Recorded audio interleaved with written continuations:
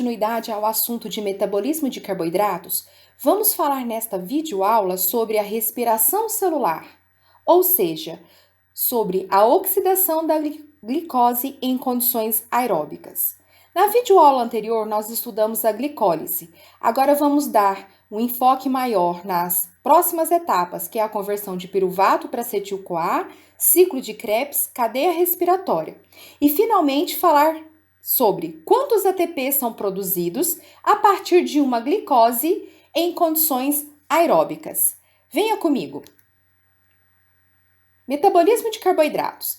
Então, nós estudamos na videoaula anterior sobre a glicólise, onde uma glicose é convertida em 2 piruvatos. E, em seguida, nós temos durante esse processo o gasto de 2 ATPs, a produção de 4 ATPs e a produção de 2 NADHs. No entanto, este piruvato, ele pode ter destinos diferentes. Ele pode ser transformado em etanol ou ser transformado em lactato.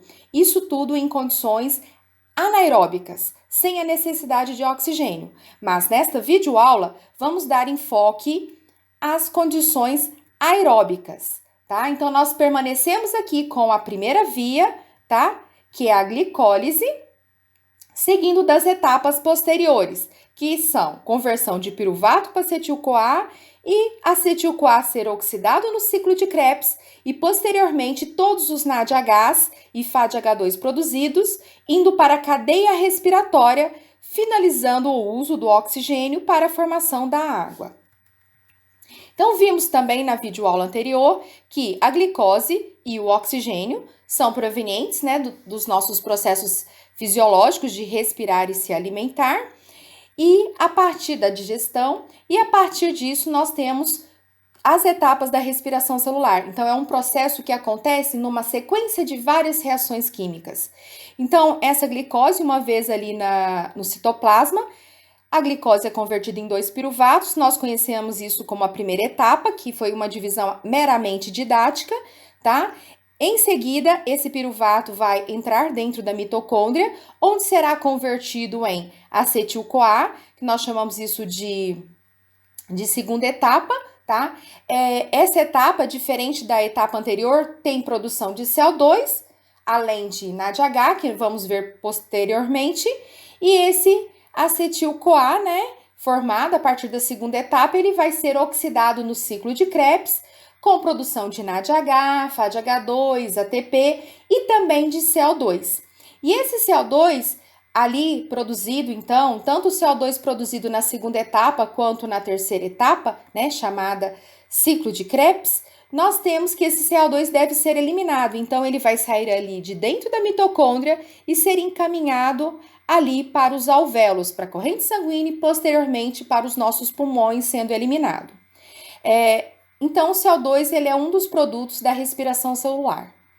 Temos também, na quarta etapa, para a finalização, essa quarta etapa chamada de cadeia respiratória, ela acontece nas intermediações ali do espaço intermembranoso, da membrana mitocondrial interna, com o espaço ali da matriz mitocondrial. Então, constante comunicações entre a matriz e o espaço intermembranoso pelas proteínas que estão contidas aqui nas cristas mitocondriais, que compõem o que nós chamamos de cadeia respiratória. O oxigênio proveniente da nossa respiração, ele é utilizado como aceptor final de elétrons. Então, esse oxigênio, ao sair da corrente sanguínea, vai passar por dentro da célula, chegando ali até as cristas mitocondriais, onde vai ser usado como aceptor final de elétrons para a formação de água. E graças a isso, nós conseguimos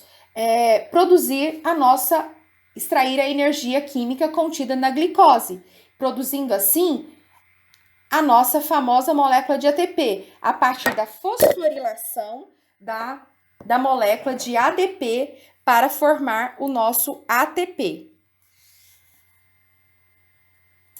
Então, vamos focar agora nas etapas que não foram explicadas na videoaula anterior, onde a segunda etapa é a formação de acetil-coenzima A, também conhecido como acetil-CoA. Lembrando que a coenzima A é um nucleotídeo muito importante, tá? Piruvato. O piruvato, para ser convertido em acetil-CoA, vai ocorrer algumas alterações na sua estrutura química. Dentre essas alterações, temos a perda de carbono e oxigênio, tá? Então, ocorre uma descarboxilação. Então, o piruvato, que tem 3 carbonos, vai dar origem a um composto com 2 carbonos. E, além disso, o que sobrou é a porção acetil. Essa porção acetil vai ser ligada na coenzima A. Mas, então, além da perda de CO2, além da ligação com esse nucleotídeo chamado coenzima A, nós temos que o piruvato perde elétrons e íons H+, tá? Então, são 3 modificações importantes. A descarboxilação, a perda de elétrons e íons H+, que vão ser transferidos para o NAD+, que virará NADH, mais H+, que aqui não está escrito, e a ligação com a coenzima A. Essas transformações que ocorrem na estrutura do piruvato para transformar-se em acetil-coenzima A é promovida graças a uma enzima que tem grandes dimensões e essa enzima é chamada de complexo piruvato desidrogenase. Esta enzima, ela necessita de cofatores, como o NAD+, o FAD, a coenzima A, o TPP e o ácido lipóico. Os 4 primeiros são produzidos a partir da nicotinamida, riboflavina, ácido pantotênico e tiamina, que são vitaminas importantes para esta enzima, complexo piruvato desidrogenase. Essa segunda etapa, como nós sabemos, acontece aqui na matriz mitocondrial, aonde está presente o complexo piruvato desidrogenase. Aqui no próximo slide, eu mostro para vocês a estrutura química deste complexo, tá? Extraído da espécie humana, né? Que tem o gene específico, né? Já se sabe qual é o gene específico para a produção, né? Onde está o gene para a formação do RNA mensageiro, que vai permitir a produção do complexo piruvato desidrogenase. Quem quiser mais informações sobre esta enzima, consulte este site. Posteriormente, a formação, então, da acetilcoenzima A, nós temos que encaminhar essa acetilcoenzima A para o ciclo de Krebs, que recebe esse nome devido ao seu quem estudou ela, né? Essa via, que foi o Hans Krebs, que ganhou até um prêmio Nobel por isso. Tá? Então, como o nome está dizendo, é um ciclo. Também é conhecido como ciclo do ácido cítrico, tá? Esta via, ela é uma via cíclica, onde nós temos as reações químicas, onde um composto se ligará com o oxalacetato, o acetil-CoA se liga com o acetato, formando citrato, que por sua vez vai regenerar uma nova molécula de oxalacetato. Vamos estudar o que acontece nessa via? Tem ao seu lado o seu mapa metabólico para melhor aproveitamento desta videoaula. Então, nós sabemos que o acetil-CoA ele vai se ligar com oxalacetato por uma reação que nós chamamos de condensação. Observem aqui que o oxalacetato ele tem 1, 2, 3, 4 carbonos. E o acetil-CoA tem 2 carbonos. Então, a união do oxalacetato com acetil-CoA para formar o citrato chama-se condensação e tem uma enzima envolvida nesta etapa. E nós temos aqui o produto formado por esta enzima, temos um composto formado por quantos carbonos? 1, 2, 3, 4, 5, 6. Então, a união de um composto com 4 carbonos mais um composto com 2 carbonos deu origem ao citrato, que tem 6 carbonos. O citrato sofre uma desidratação, dando origem ao cisaconitato, que por sua vez vai ser hidratado, né, por ação de uma enzima, e esse cisaconitato, após a hidratação, vira isocitrato. Neste momento agora, né, nesta próxima reação química, nós temos uma reação química muito importante, porque é justamente aqui que vai ocorrer a formação de um NADH. E nós sabemos que o NADH carrega elétrons e íons H+. Então, isso mostra que o isocitrato sofreu oxidação para dar origem a oxalosuccinato, com a liberação de um NADH. O oxalosuccinato, por sua vez, vai dar origem ao alfa-cetoglutarato. Vamos contar a quantidade de carbonos. 1, 2, 3, 4, 5, 6. Então, do citrato até o oxalosuccinato, a quantidade de carbono se manteve. Mas na próxima reação química vai ocorrer uma descarboxilação, que é vista com essa linha que vocês estão vendo, que houve liberação de CO2. Como aqui tem 6 carbonos, o produto, se saiu CO2, o produto aqui tem que ter 5. Vamos confirmar? 1, 2, 3, 4, 5. É só você olhar no seu mapa metabólico que você encontrará esta informação, tá? Que o alfa-cetoglutarato tem 5 carbonos.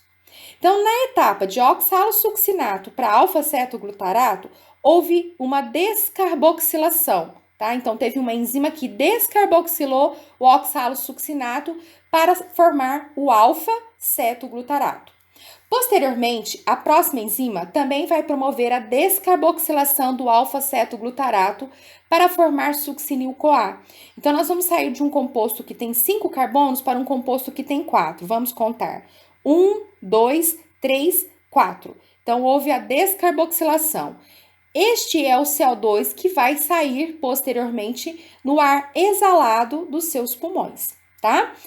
Esta enzima, além de ter descarboxilado, ela também promoveu a oxidação do alfa-cetoglutarato, que perdeu elétrons e íons H+, que foram dados para o NAD+, e o NAD+, virou NADH, tá? Então, aqui ocorreu 2 tipos de transformações de mudança na estrutura do alfa-cetoglutarato, que é o substrato, e o nosso produto dessa reação é o succinil-CoA.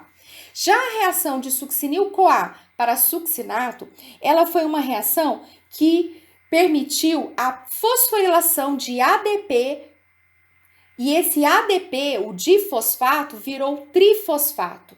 Então, aqui nós temos uma produção de forma direta, que nós chamamos de fosforilação a nível de substrato. Então, esta enzima promoveu a formação de ATP. O succinato se transforma em fumarato por ação de uma enzima do grupo das desidrogenases. Então, toda a reação aqui, ó, aqui foi do grupo das desidrogenases, a enzima que atuou aqui. Aqui também foi do grupo das desidrogenases. Aqui também ocorreu um processo de oxidação. Então, o succinato perdeu elétrons e íons H+, para virar fumarato, tá? Então, o succinato é uma molécula mais reduzida e fumarato é uma molécula mais oxidada. E o FAD foi a coenzima utilizada por esta enzima para receber esses elétrons que a enzima retirou do succinato, transferindo para o FAD, e o FAD, com 2 elétrons e 2 íons H+, o FAD se transformou em FADH2.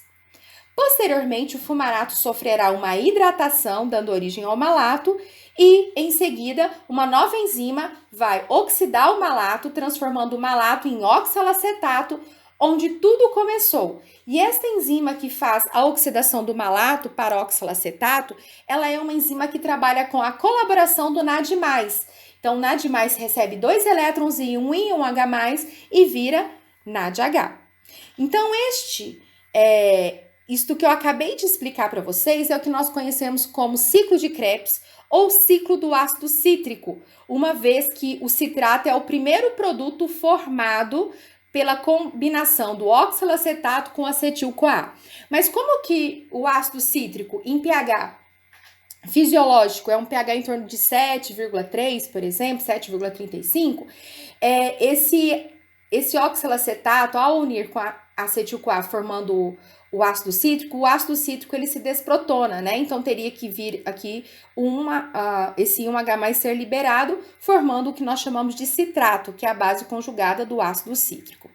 Então, aqui, mais uma vez, né, agora, vamos dizer assim, compilando todas as informações que vocês têm aí no mapa, né, então, o piruvato, ele se converte em acetil-CoA, com saída de CO2, com liberação de NADH, e esse acetil-CoA, um dos destinos dele é se ligar ao oxalacetato para formar o citrato, e assim, dar a volta no ciclo de Krebs, né?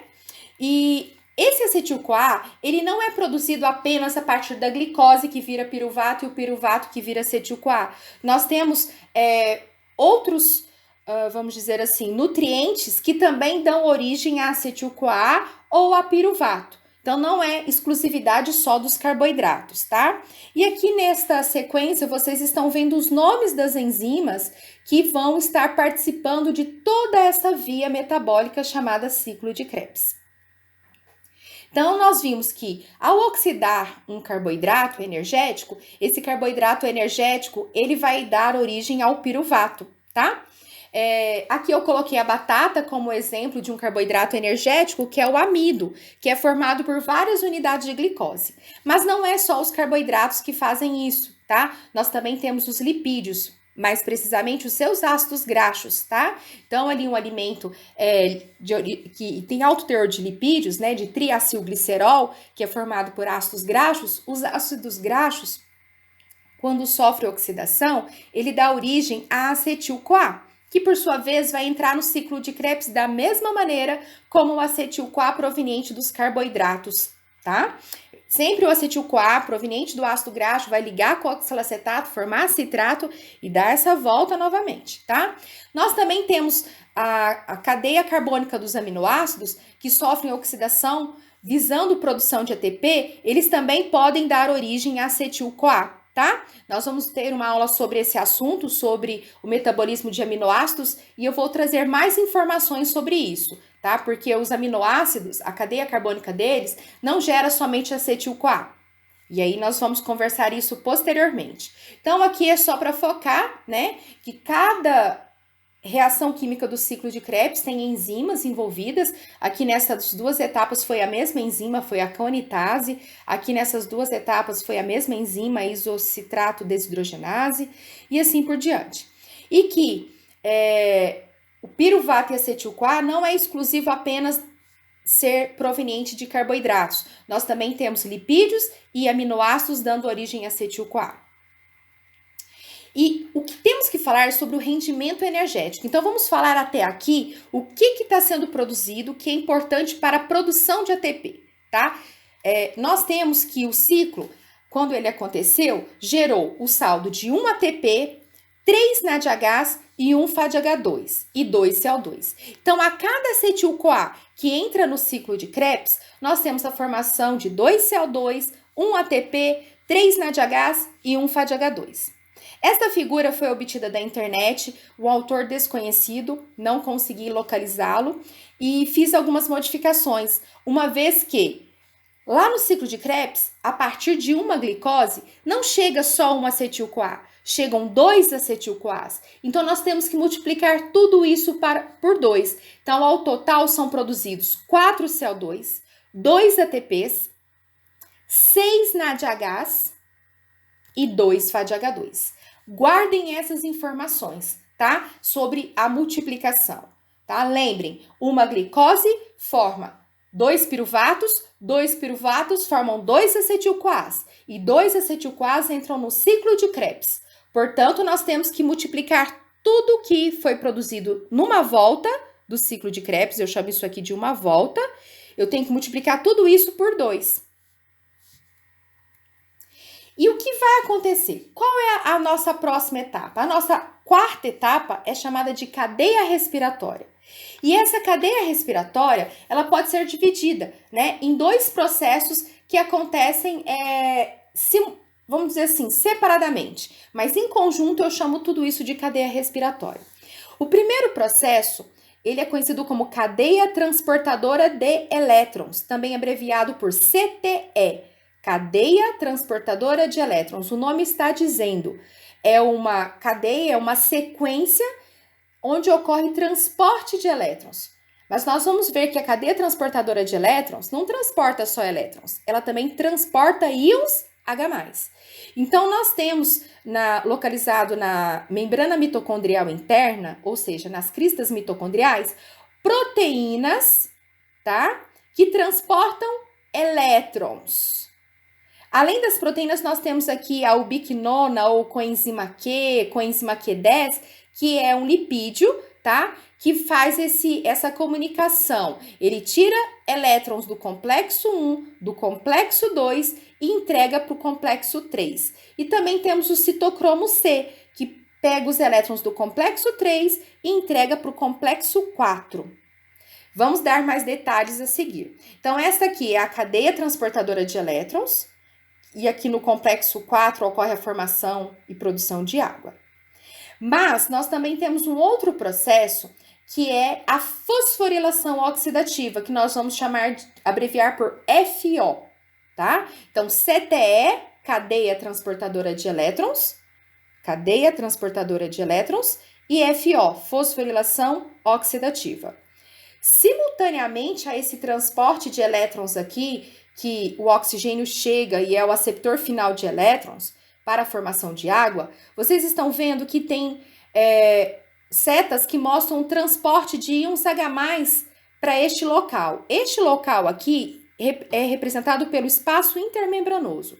Então, nós temos aqui a ocorrência da cadeia respiratória envolvendo a matriz mitocondrial, a membrana mitocondrial interna e o espaço intermembranoso, onde esses íons H+ são bombeados e posteriormente eles devem voltar para o lado da matriz, passando por dentro de uma outra proteína que permite a fosforilação do ADP para que ocorra a produção de ATP. Essa ilustração foi tirada de um livro muito bom, é um livro que eu gosto bastante, chamado Bioquímica Básica, dos autores Anita Marzocco e Baiardo Torres, né? São brasileiros que fizeram esse livro muito bom, que orienta, bastante didático. Vocês sabem que esta organela chamada mitocôndria, ela é conhecida como a usina hidrelétrica, ou melhor, a usina energética da célula. Isso é uma relação que se faz com uma usina hidrelétrica, tá? Por quê? Porque a mitocôndria é o local onde ocorre a maior produção de ATP. Vocês viram que na glicólise, né, de glicólise para piruvato, nós temos a produção de 4 ATPs. Mas é uma quantidade ainda reduzida de ATP. A maior parte do ATP, ele é produzido aqui dentro dessa organela. Então, por isso que ela é conhecida como usina energética da célula, tá? O que temos aqui como uma comparação para explicar a cadeia respiratória é que nós sabemos que numa usina hidrelétrica, quando essa água, né, ela está passando de um local onde ela tem uma energia potencial gravitacional maior para um local onde ela tem uma energia potencial gravitacional menor. E ao passar, né, por este local, nós temos ali uma turbina que vai girar, né? Então nós vamos pegar essa energia cinética da água e energia potencial gravitacional e vamos converter isso numa energia de movimento dessa hélice, que por sua vez vai ser convertida a energia de movimento da hélice em energia elétrica. Então, quanto mais água passa por aqui, maior o conteúdo de energia elétrica que será gerado. Quando está faltando água, na época de seca, a produção da energia elétrica fica comprometida. Então, isso tem uma certa relação, né, de uma comparação para o nosso entendimento quando nós estudamos a cadeia respiratória.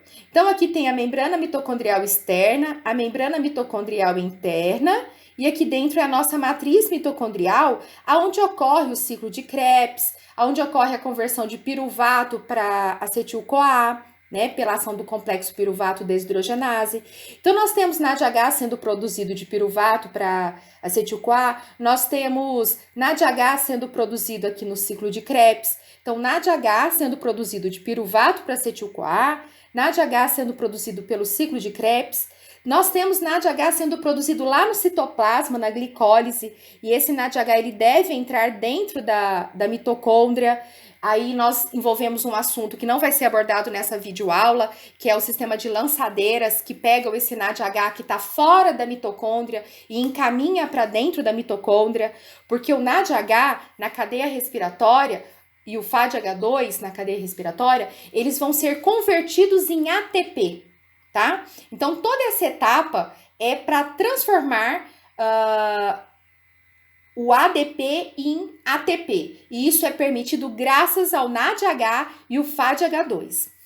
E na membrana mitocondrial interna, nós temos conjuntos de proteínas. Então, não existe só uma proteína complexo 1, só a coenzima Q, só o complexo 3 e 4. Não, existem várias unidades. Aqui é para mostrar que tem aqui, que tem aqui. Então, esse processo acontece ao longo dessa extensão das cristas mitocondriais. Então, é uma extensão, a membrana mitocondrial interna, ela está bem invaginada, né? Então tem uma grande área ali por onde tem essas proteínas importantes aí da cadeia respiratória. Então aqui só para reforçar, nós temos a primeira proteína, né, que é uma proteína grande, então nós chamamos de complexo proteico 1, tá? Que tem um nome específico, mas nós podemos somente chamar de complexo 1, já é o suficiente. Nessa estrutura desta proteína da membrana, nós temos um centro, que é o centro que consegue receber elétrons. Nós temos o complexo 2, tá? O complexo proteico 2. Nós temos o complexo proteico 3 e o 4. Temos o 5. O 5 é o único que eu peço para que vocês gravem o nome, ATP sintase, tá? Então, é a proteína da membrana, lá da crista mitocondrial, que é capaz de sintetizar ATP.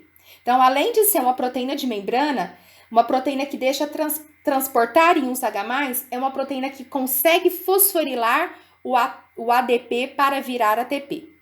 Além das proteínas que eu mencionei aqui, tá? O complexo 1, o 2, o 3, o 4 e o 5, nós também temos a coenzima Q, que também é conhecida como coenzima Q10 ou Q10, ou ubiquinona, que também consegue transportar elétrons, como visto numa aula anterior no módulo de enzimas, tá? E o citocromo C. Então, nós aprendemos nessa aula que eu acabei de citar que existem moléculas que transportam elétrons. Então, além do NADH e o FADH2, que são nucleotídeos que transportam elétrons, nós temos o complexo 1, o 2, o 3, o 4, a coenzima Q e o citocromo, que são moléculas que transportam elétrons. Então, muitas substâncias que sofrem oxidação, esses elétrons passam, os elétrons retirados dessas substâncias que são oxidadas, passam aqui pela cadeia respiratória, tá bom? E aqui tem uma sequência dinâmica do processo acontecendo. Então, vamos lá. Inicialmente, nós temos aqui, então, o complexo 1, o complexo 2, a coenzima Q, o complexo 3, o citocromo e o complexo 4. Se vocês observarem, e aqui nós estamos com a ATP sintase. Aqui, vocês vão observar que eu vou mostrar a produção de ATP a partir do NADH. Então, vamos lá. O NADH vai entregar os seus elétrons para o complexo 1. E os elétrons estão representados como duas bolinhas verdes, tá? Então, o NADH chega e entrega os seus elétrons para o complexo 1. E o complexo 1, além de transportar elétrons, ele vai bombear 4 íons H+, da matriz mitocondrial para o espaço intermembranoso. Então, vocês estão vendo aqui, ó, que tem uma certa quantidade de íons H+ nesse espaço intermembranoso. Aqui eu coloquei uma quantidade hipotética, só para ilustrar, tá? E aqui eu coloquei uma certa quantidade de íons H+. Então, nós vamos ter o bombeamento de íons H+ para o espaço intermembranoso. E antes disso acontecer, lembrem que quando o NADH entrega elétrons para o complexo 1, o NADH agora não é mais NADH, ele passa a ser NAD+, ele está na sua forma oxidada agora, tá? De coenzima oxidada. Então, nós vamos mostrar agora que o complexo 1 bombeia íons H+ por espaço intermembranoso. Então, o complexo 1 é uma proteína que permite com que íons H+ passem para o espaço intermembranoso. Esse complexo 2, vocês estão vendo que ele está na periferia, ele está voltado para a matriz. Ele não trabalha, ele não ajuda na produção de ATP a partir do NADH. Então, eu só coloquei aqui para vocês verem que ele não está trabalhando, tá? O complexo 2 não está trabalhando. Aí, a coenzima Q vai pegar esses elétrons, vai deslizar na membrana, né? Porque ela passa ali na membrana fluídica, né? Se deslocando e carregando esses elétrons até o complexo 3. E o complexo 3 vai receber esses elétrons, tá? E vai bombear íons H+ para o espaço intermembranoso. 4. Esses números, tá? A quantidade que cada complexo bombeia, isso foi se estudando e ainda pode ter modificações nesse conhecimento, tá? Então, são conhecimentos mais atuais, atuais comparados com quem descobriu, né? Como funcionava a cadeia respiratória, mas ainda é uma ciência em evolução. E esses elétrons passam para o citocromo C, que vai entregar para o complexo 4. E aí a gente sabe que no complexo 4 é onde o oxigênio que nós respiramos vai ser o aceptor final de elétrons. Então, esses elétrons vão até o complexo 4, vão ser entregues para o oxigênio e vão dar origem à molécula de água, tá? E essa molécula de água, ou moléculas de água, né, nós temos que o complexo 4 também bombeia íons H+, mas os estudos mostraram que a quantidade de íons H+ bombeados é uma quantidade menor. Enquanto o complexo 1 bombeia 4, o complexo 3 bombeia 4, o complexo 4 bombeia somente 2. Então, recapitulando, um NADH forneceu elétrons, tá? Que foram passando aqui, foram recebidos pelo oxigênio e deram origem à água. E durante esse transporte de 2 pares de elétrons, nós tivemos uma contribuição. O NADH possibilitou o bombeamento de 4 e 2 íons H+, que estavam aqui do lado da matriz, eles foram encaminhados para o espaço intermembranoso, tá? Isso vai criar um aumento na concentração de íons H+ nesse espaço intermembranoso. Consequentemente, nós sabemos que o pH desse local vai ser um pH menor, porque tem muitos íons H+, quando comparado com o lado da matriz, que agora diminuiu a quantidade de íons H+ dela. Isso cria o que nós dizemos um gradiente. E esse gradiente, ele é um gradiente eletroquímico. Químico, porque nós temos uma alteração aqui do pH. Aumentou a concentração de íons H+ aqui, comparada com a matriz. E por que elétrico? Porque nós estamos colocando mais cargas positivas no mesmo lugar. E isso vai criar uma instabilidade. E essa instabilidade, ela sempre tende a querer ser estável. Então, nós vamos criar o que nós chamamos de um gradiente eletroquímico, tá? E isso é que vai possibilitar a fosforilação do ATP. A fosforilação do ADP, para que o ADP vire ATP. Então, isso vai criar o que nós chamamos de um gradiente eletroquímico, tá? Que vai gerar um excesso de cargas positivas deste lado da membrana, tá? E do lado oposto, cargas negativas, porque vai ter uma deficiência em cargas positivas, então começa a ficar negativo. Esse gradiente eletroquímico vai fazer com que nós tenhamos o bombeamento desses íons H+, né? Na verdade, esse transporte, não é o bombeamento, não. Esse transporte, tá? O bombeamento significaria algo mais. Então, vamos usar o termo mais adequado é transporte.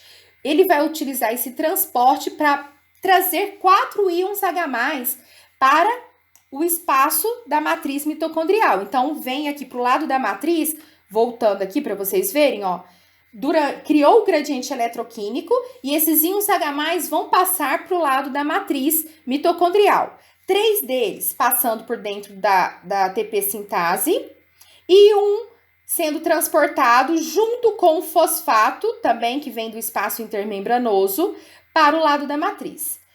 Posteriormente, então, a cada 4 íons H+ que voltam do espaço intermembranoso para a matriz, nós vamos ter a produção de 1 ATP, tá? Então, esses são os cálculos, são as referências que nós vamos estar mencionando a partir de agora. Então, a cada 4 íons H+ que voltam para a matriz mitocondrial, ocorre a produção de 1 ATP. E o FADH2? Quantos ATPs ele produz, tá? Então, nós temos que observar que o FADH2, ele vai entregar seus elétrons para o complexo 2. E o complexo 2, por ser uma proteína periférica, ele não bombeia íons H+ para o espaço intermembranoso.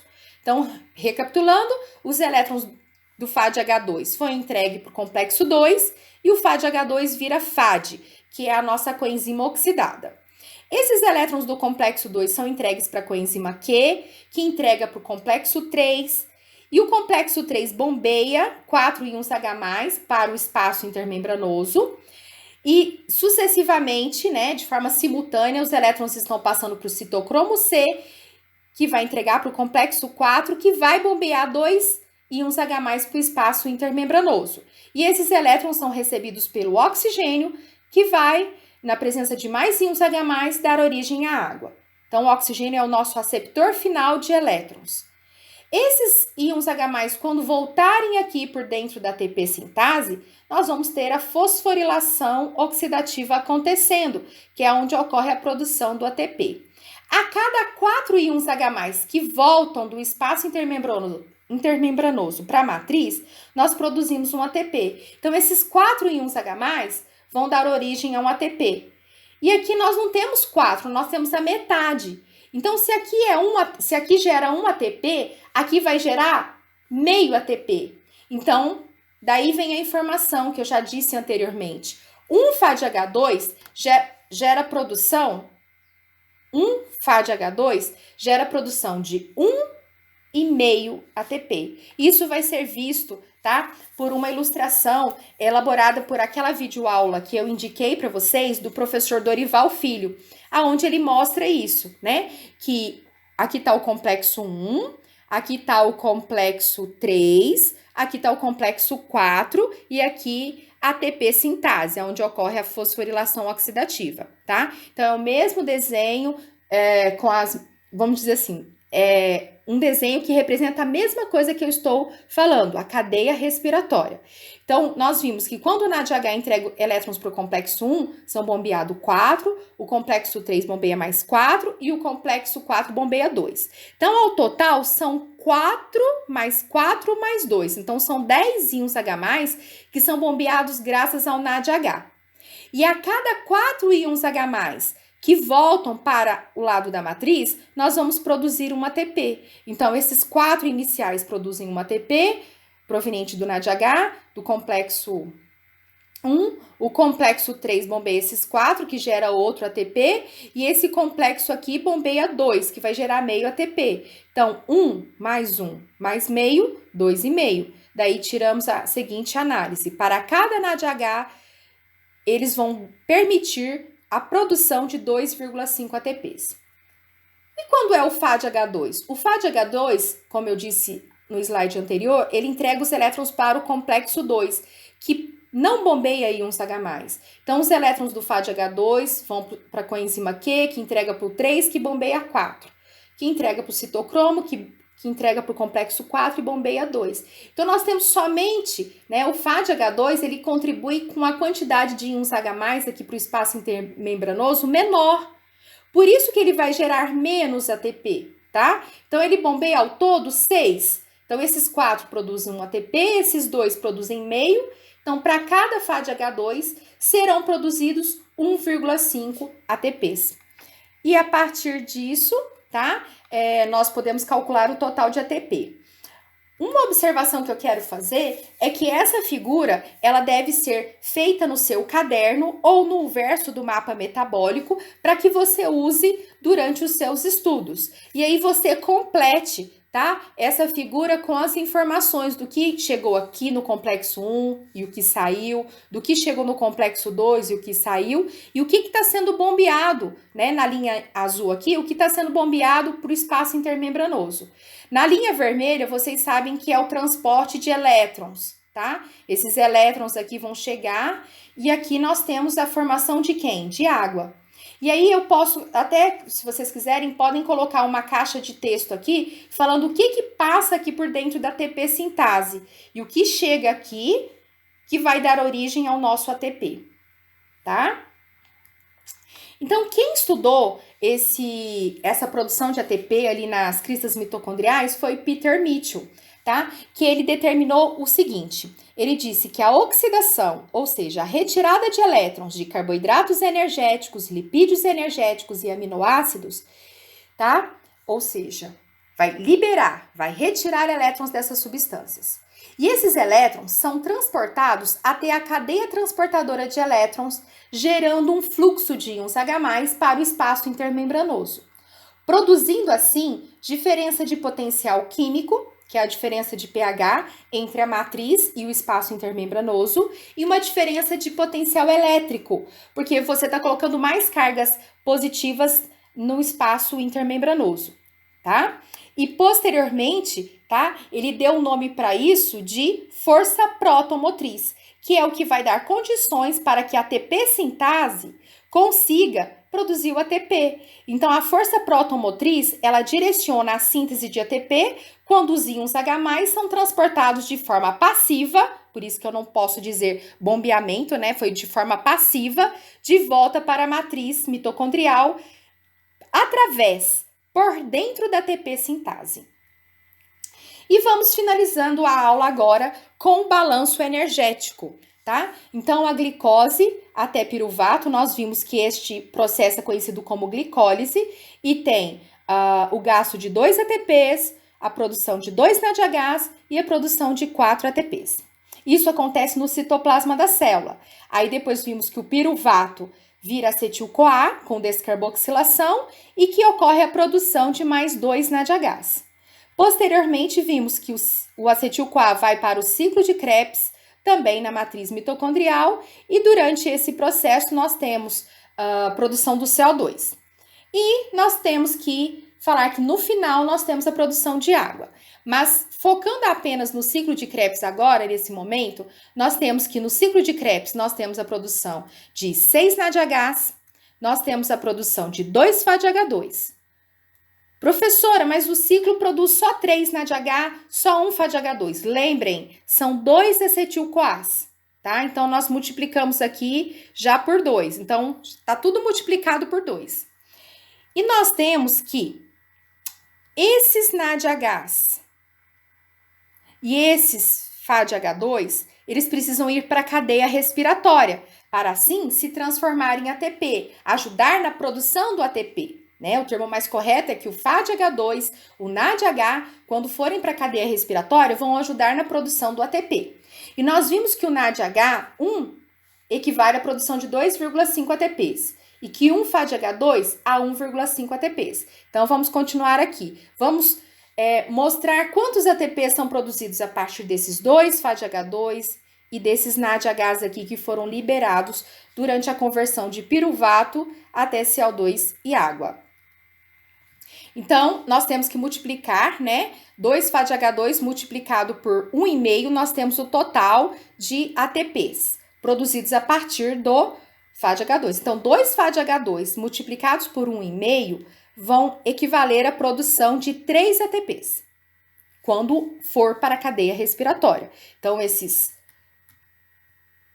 2, tá? FADH2 contribuem com a produção de 3 ATPs.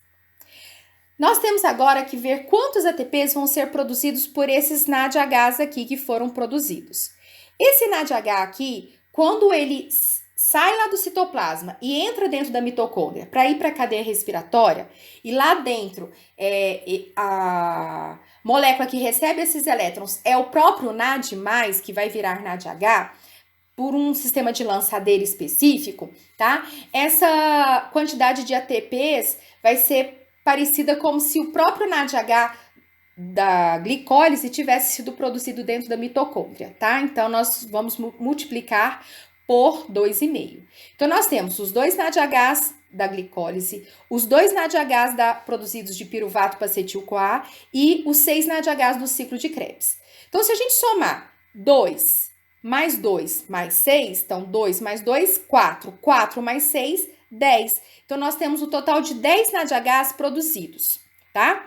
Na respiração celular. E esses 10 NADHs, eles vão para a cadeia respiratória e vão contribuir com a produção de ATP. Nós sabemos que um NADH contribui com a produção de 2,5. Então, nós temos 10. Então, nós temos que multiplicar 10 multiplicado por 2,5 vai dar o total de 25 ATPs. Então, a partir desses 10 NADHs, 25 ATPs foram produzidos, tá? Então, nós temos agora que somente somar. Vamos somar o total de ATP produzido. Mas alguém vai falar assim, professora, e os 2 ATPs que foram produzidos no ciclo de Krebs? Eles estão aqui, tá? Então, nós temos agora que olhar todos os ATPs que eu coloquei dentro da caixinha de texto, que foram produzidos na caixinha de texto na cor rosa. Então, 4, 2, 3 e 25. Professor, e esse aqui? Esse aqui eu coloquei uma diferença, coloquei aqui uma linha preta pontilhada, porque esses 2 aqui, eles não foram produzidos, eles foram gastos, olha, entrou, então eles foram gastos. Então, eu tenho que somar 25 mais 3, mais 2 e mais 4, tá? Então, eu fiz aqui uma tabelinha pra gente, né? Essa tabelinha aqui mostra que foi produzido 4 ATPs na glicólise, 2 ATPs no ciclo de Krebs, 25 ATPs provenientes dos 10 NADHs, que tá aqui, e mais esses 3 ATPs aqui. Então, somando 4 mais 2 mais 25 mais 3, dará 34 ATPs produzidos. Esses 34 ATPs produzidos equivalem ao rendimento bruto. Só que nós gastamos inicialmente 2 ATPs. Então, 34 menos esses 2 que a gente gastou no início, nós temos um rendimento líquido de 32 ATPs. Espero que tenham entendido, tá? Então, nós vimos nesta videoaula que a respiração celular é um processo onde a glicose é oxidada em CO2 e água, gerando ATP e parte da energia é perdida na forma de calor.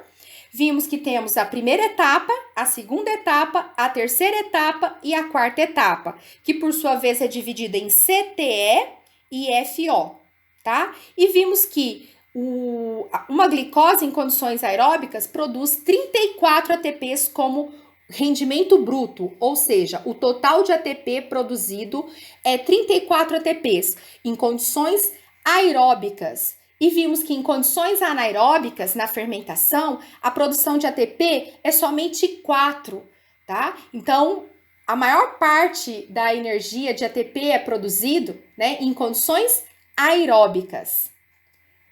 Na nossa próxima aula, nós vamos estudar, né, não a produção de ATP, mas a produção de glicose. Então, existem situações onde o nosso corpo precisa produzir glicose. E aí, nós vamos estudar a via chamada gliconeogênese. Vamos definir essa via, vamos falar da importância dela, quais são as enzimas que atuam, né, que são exclusivas desta via, e o local onde ocorre a produção da glicose. Espero vocês para a nossa próxima aula.